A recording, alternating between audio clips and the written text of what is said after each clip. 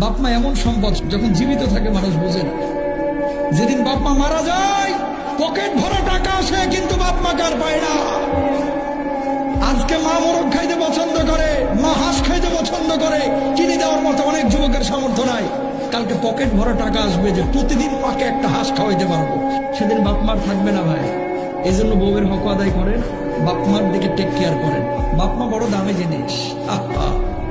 যেদিন জন্ম দিয়েছে তার স্বামী না জানি এবার মরে যায়। কত মানুষ তো জন্ম দেওয়ার সময় মারা যায়, তুমি আমারও মাফ করে দেবে। এইভাবে আপনারা দুনিয়ার মুখ দেখিয়েছেন নিজের জীবনটারে বাজি রেখে। অনেক যুবক আছে বাপ মাকে না জানায় পালায় গিয়ে সুন্দরী মেয়ে বিয়ে করে ফেলায়। কথা বলেন ঠিক কিনা? বাপ মারা কষ্ট দিয়েন না, বড় কষ্ট করে আপনার জন্য। এগুলো আপনি বুঝবেন না, বুঝবেন তখন যখন নিজে বাবা হবেন, বুঝবেন তখন নিজে যখন মা হবেন। তখন বুঝে আর কোনো লাভ হবে না, ততদিনে মা কবরে চলে গেছে।